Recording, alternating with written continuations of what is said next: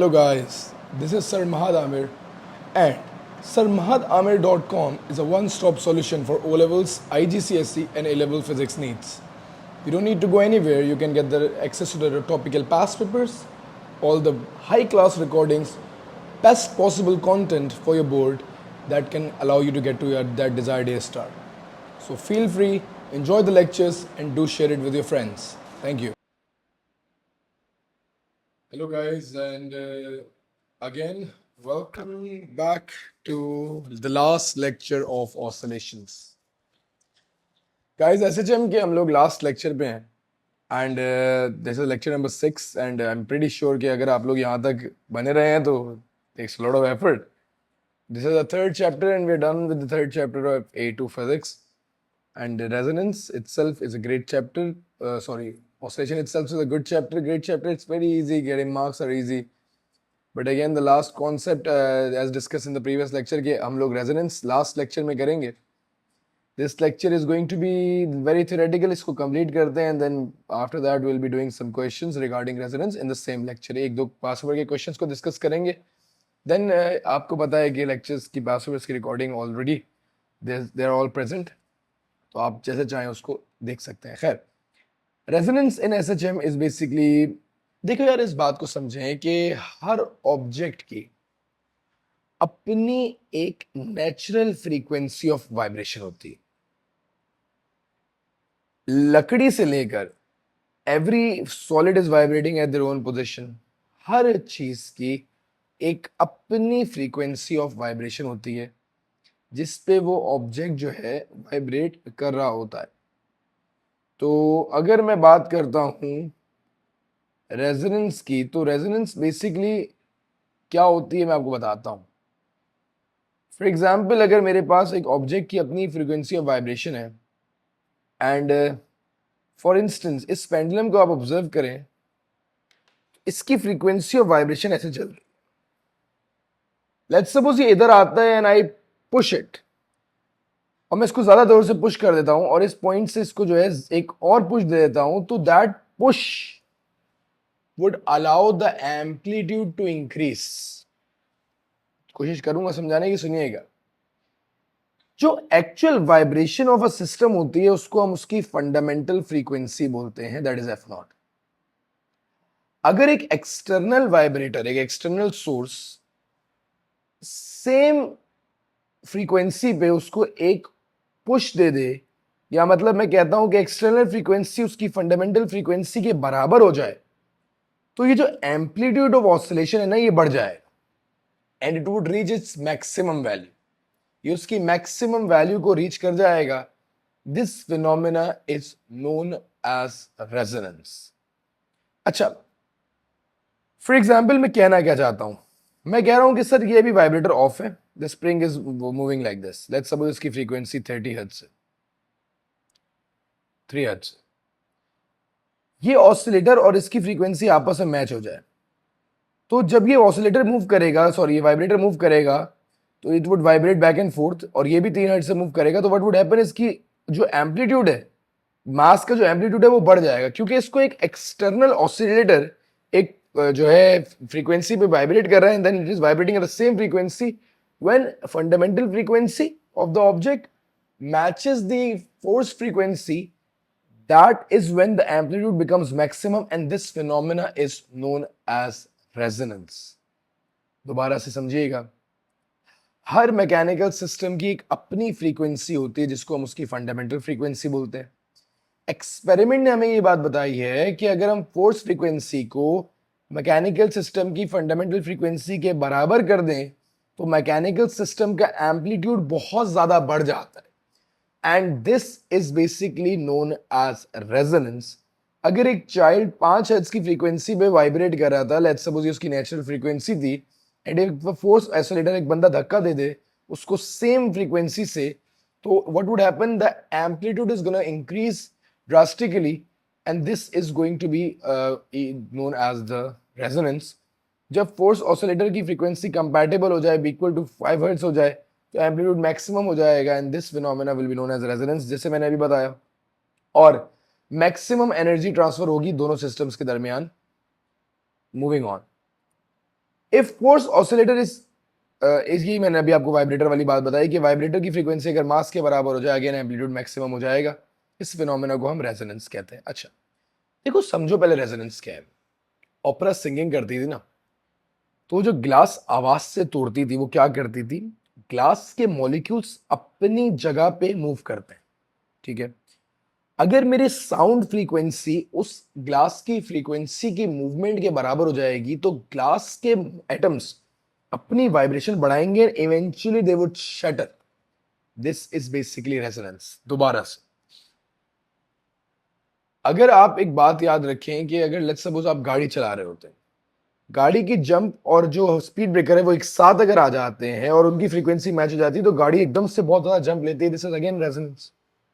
तो रेजोनेंस हम लोग डेली लाइफ में भी ऑब्जर्व कर रहे होते हैं। आप यकीन करें, इवन इन माइक्रोवेव अवन्स, जब हम माइक्रोवेव अवन में खाना गर्म करते हैं तो व्हाट वुड हैपन इज कि माइक्रोवेव अवन की जो फ्रीक्वेंसी होती है that is set by the equal to the frequency of water molecules और फैट मॉलिक्यूल्स, ताकि वो वाटर और फैट मॉलिक्यूल्स को हीट अप करें टू हीट अप फूड। वहां पे भी कॉन्सेप्ट ऑफ रेजोनेंस यूज हो रहा होता है।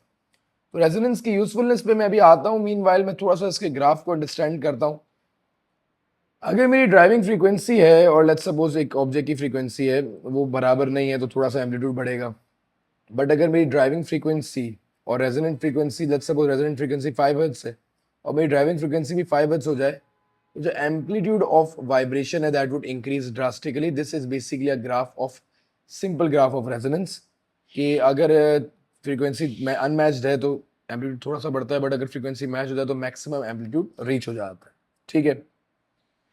अगर इसी सिस्टम में हम लोग डैम्पिंग को इंट्रोड्यूस कर दें तो ये ग्राफ थोड़ा सा जो है इसकी स्प्रेड ज़्यादा हो जाएगा, एम्पलीट्यूड इसका कम हो जाएगा, एंड पीक इसकी फ्लैटन हो जाएगी, स्लाइटली टूवर्ड्स लेफ्ट भी मूव करेगा।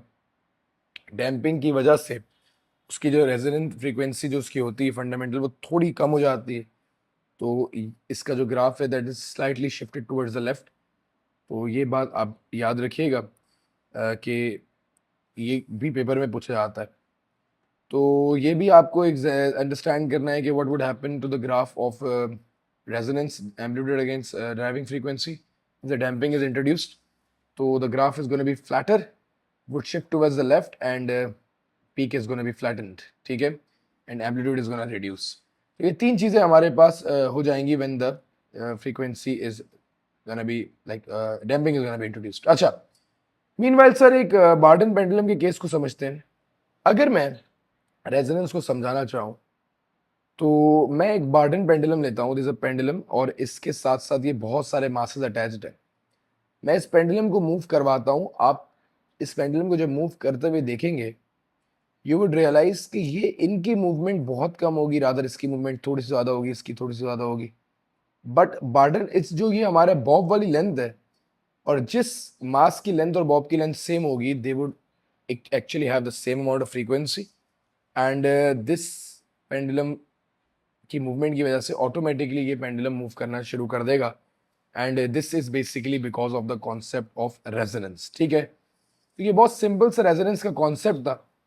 It is very useful when it comes to kidney stones की ब्रेकिंग के लिए। हम जो है एक डिवाइस है लाइथोट्रिप्टर, उसमें हम लोग जो है सेम फ्रीक्वेंसी से स्टोन्स की फ्रीक्वेंसी पे अल्ट्रासाउंड वेव्स फेंकते हैं। अल्ट्रासाउंड की वजह से जो है किडनी स्टोन्स टूट जाते हैं एंड देन वो आराम से जो है स्क्रीट आउट हो जाते हैं।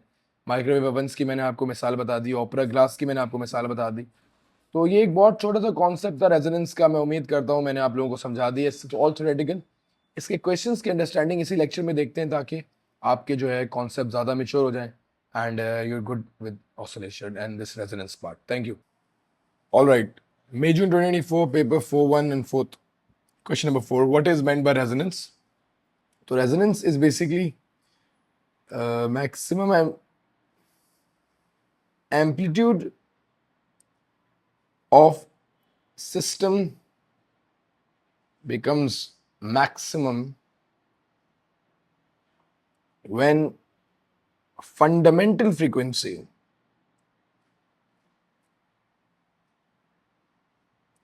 is equal to the force frequency. तो ये रेजोनेंस थी, वी जस्ट डिस्कस दैट। अच्छा, अब हमारे पास क्या बोल रहा है कि a small ball is held in place using a stretch spring. One end of the spring is fixed to a wall and the other end of this attached to a vibration generator. Initially, the vibration generator is switched off. A student displaces the ball vertically and then releases it. In figure 4.2 shows the variation of the displacement of the ball with the time after it is released. State the name of the phenomena illustrated by the this decrease in amplitude of the oscillation. बेटा ये light damping है, ठीक है?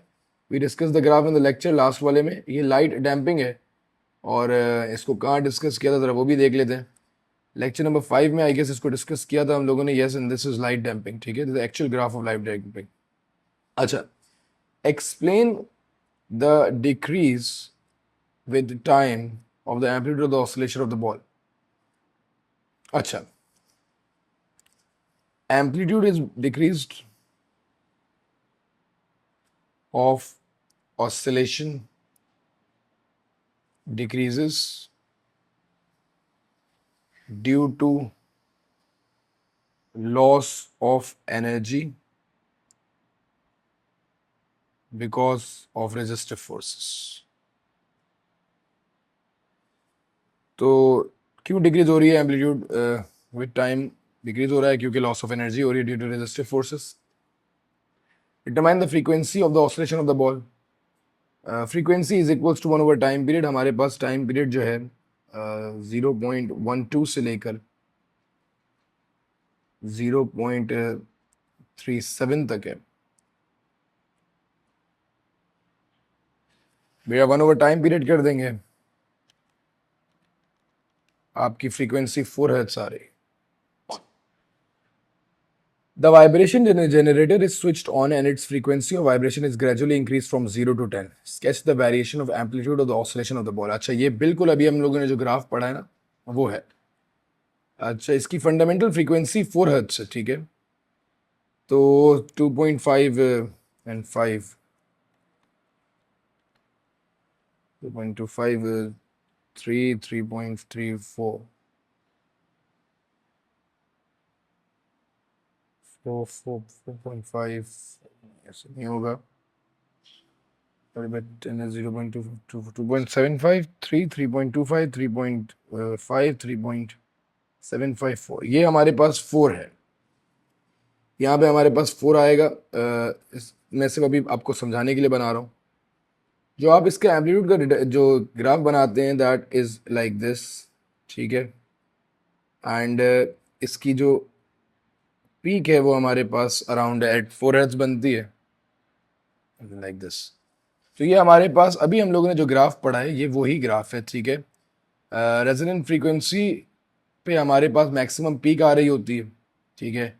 And यही हम लोग इसका graph बना रहे होते हैं। थोड़ा सा मैं इसको मॉडिफाई कर देता हूँ हल्का सा ताकि इजी हो जाए।